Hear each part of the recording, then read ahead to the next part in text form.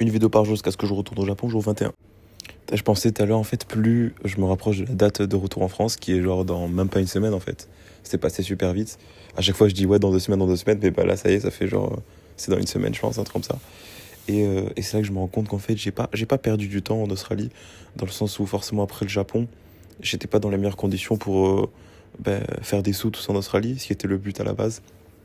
Mais bon, ce qui est sûr, c'est que bon, il y a des trucs un peu plus perso et tout, mais forcément, en Australie, c'est passé des choses qui ont fait que j'étais pas à mon prime, que ce soit socialement et tout comme ça. Ça veut dire qu'en 3 mois, je suis sorti genre avec personne. Je me suis pas fait d'amis. J'étais juste en mode de travail, travail. J'étais juste focus dans ça. Et maintenant, mais le recul, où là, ça fait genre quelques jours que je me suis totalement détaché du travail et tout. Et que du coup, ça y est, je ressors avec des gens, je rencontre de nouvelles personnes et tout. Je me suis remis bien dans le japonais. Dans le japonais, genre parler avec des gens dans la vraie vie et tout. Et ça me fait alors tellement du bien.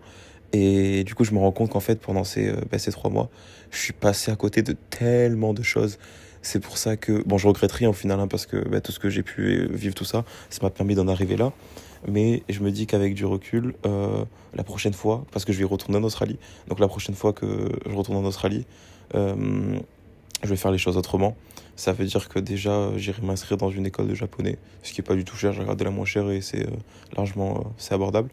Et forcément, j'essaierai aussi de toujours garder ce côté social, garder ce côté lié au Japon toujours, parce que je sens en fait que quand j'ai plus ce fil conducteur du Japon, ou genre quand je fais pas les choses pour justement après aller au Japon ou pour améliorer mon japonais ou des choses comme ça, et ben je sens qu'au bout de quelques jours, quelques semaines, je me sens pas bien, et il y a plein de trucs bizarres en fait qui se passent dans ma vie. Donc ça, c'est un truc que je vais garder, et je suis content d'avoir pu expérimenter ça, tout ça. Donc il me tarde de rentrer en France, et je pense que les choses seront beaucoup plus claires en France. Donc il me tarde de faire mes vidéos là comme ça en France. Au moins je vais pouvoir un peu me partager tout ça et voir aussi où je veux aller avec tout ça.